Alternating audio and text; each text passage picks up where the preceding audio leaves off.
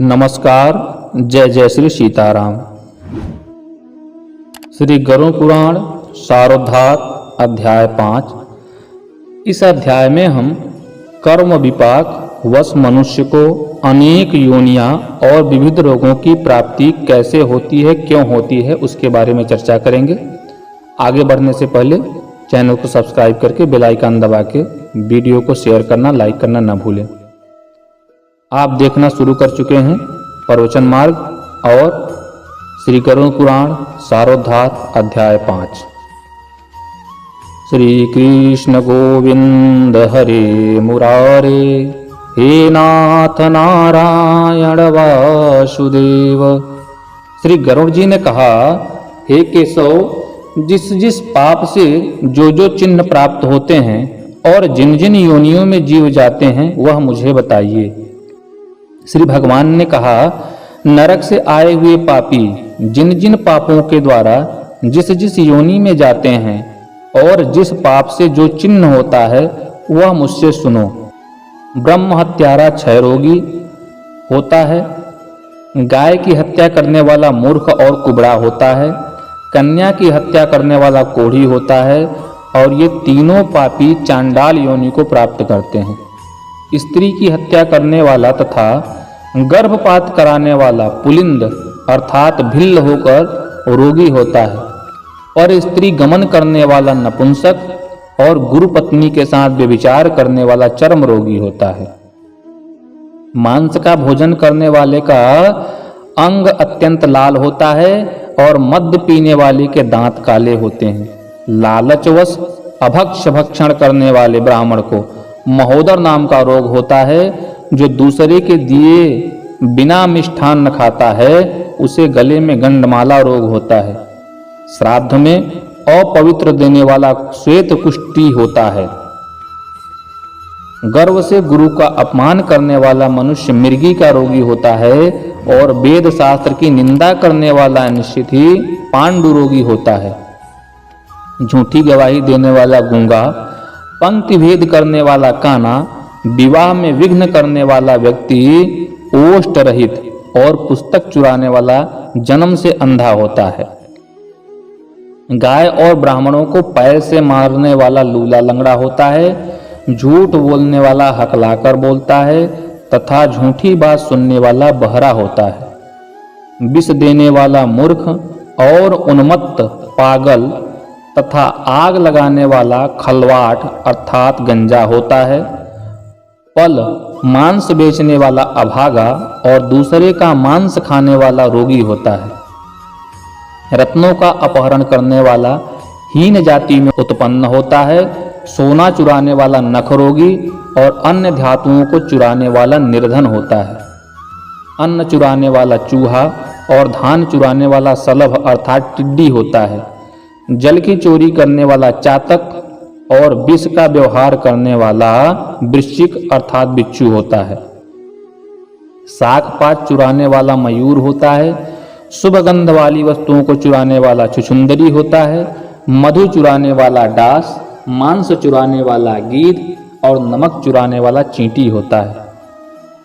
तांबूल, फल तथा पुष्प आदि की चोरी करने वाला वन में बंदर होता है।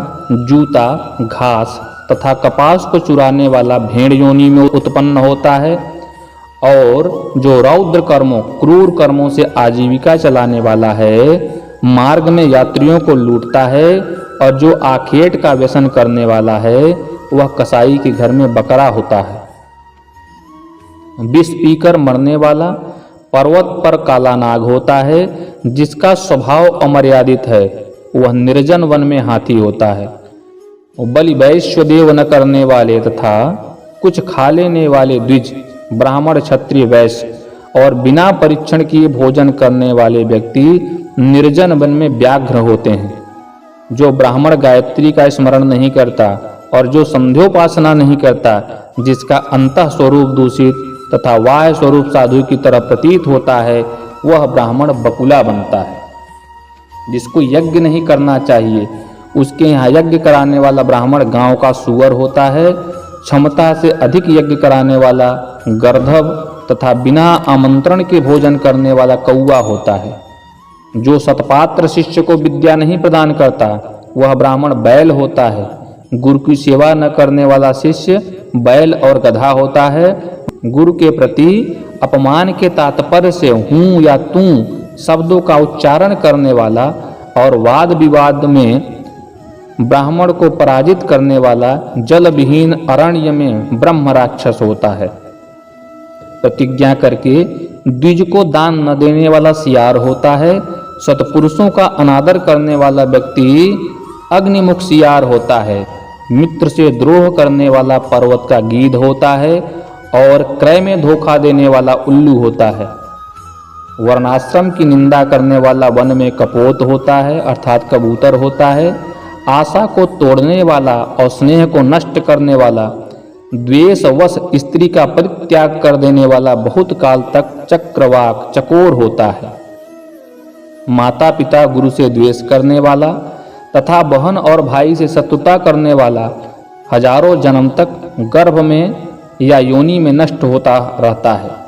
सास ससुर को अपशब्द कहने वाली स्त्री तथा नित्य कलह करने वाली स्त्री जलौका अर्थात जलजोंक होती है और पति की भर्त्सना करने वाली नारी जूं होती है। अपने पति का परित्याग करके पर पुरुष का सेवन करने वाली स्त्री वल्गुनी अर्थात चमगादड़ी, छिपकली अथवा दो मुंह वाली सर्पिणी होती है। सगोत्र की स्त्री के साथ संबंध बनाकर अपने गोष्ठ को विनष्ट करने वाला तरक्ष अर्थात लकड़बग्घा और सल्लक शाही होकर रीछ योनि में जन्म लेता है। तापसी के साथ व्यभिचार करने वाला कामी पुरुष मरु प्रदेश में पिशाच होता है और अप्राप्त यौवन से संबंध करने वाला वन में अजगर होता है। गुरु पत्नी के साथ गमन की इच्छा रखने वाला मनुष्य क्रिकलास अर्थात गिरगिट होता है। राजपत्नी के साथ गमन करने वाला ऊंट तथा मित्र की पत्नी के साथ गमन करने वाला गधा होता है। गुदा गमन करने वाला विष्टा भोगी सुअर तथा शूद्रागामी बैल होता है। जो महाकामी होता है वह काम लंपट घोड़ा होता है। किसी के मरना शौच में एकादशाह तक भोजन करने वाला कुत्ता होता है।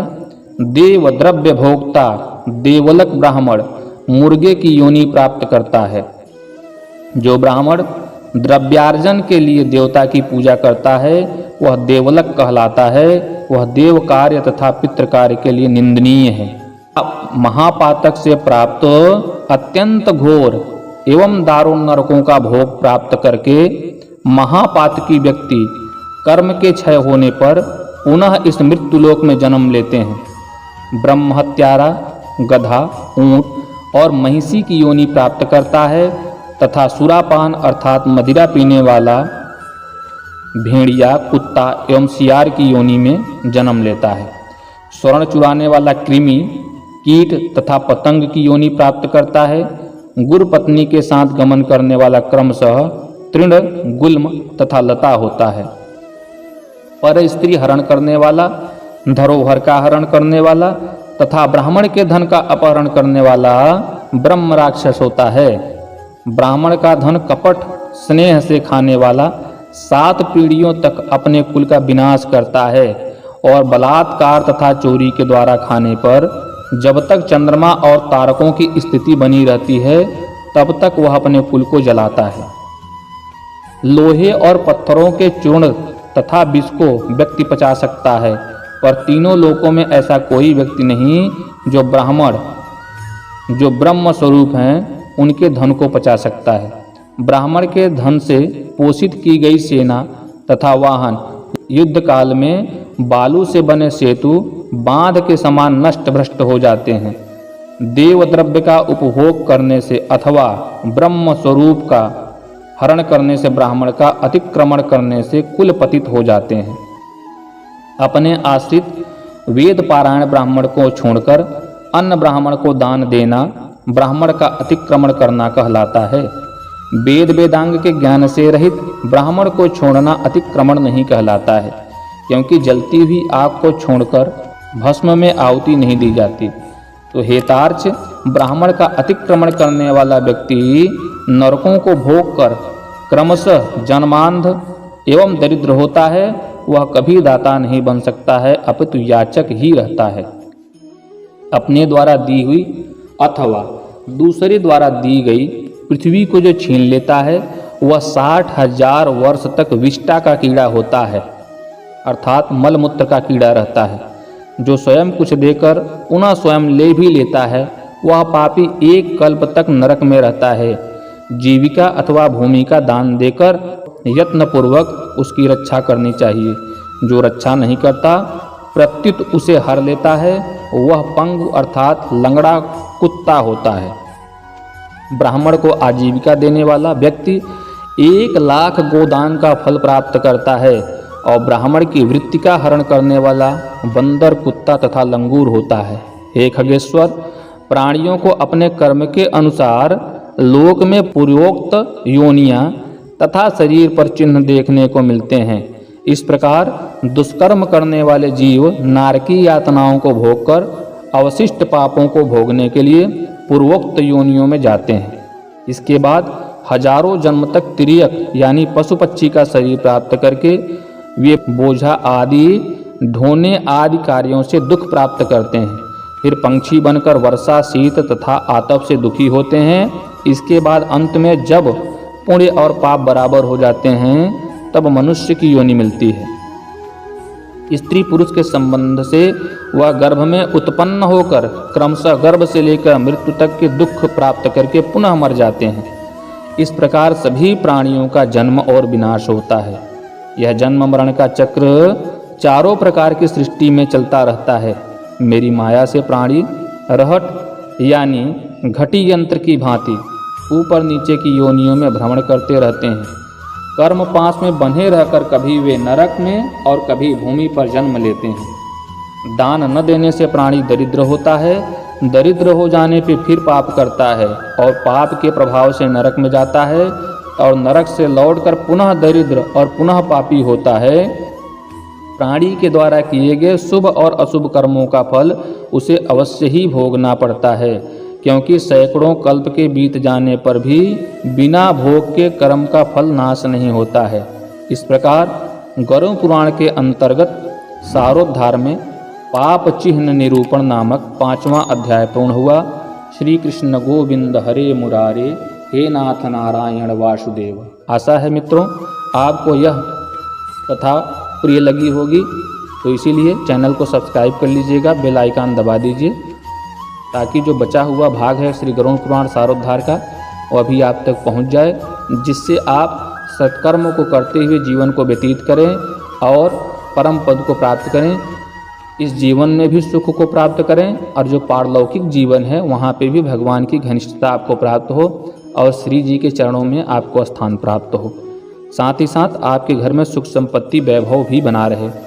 या आपके जो सगे संबंधी इष्ट मित्र हैं उनको भी आप शेयर करके जागरूकता लाएं, ताकि सनातन धर्म के अंदर जो विशेषता है एक नैतिक मूल्यपरक जीवन जीने का, ऐसे जीवन को जीते हुए इस संसार के भी सभी बाधाओं को पार करें तथा परलोक में जो बाधाएं आती हैं परमात्मा से मिलने की, उनसे भी बच के रहें। पूरे वीडियो को अंत तक सुनने के लिए आप सभी का हृदय से धन्यवाद। नमस्कार। जय जय श्री सीताराम।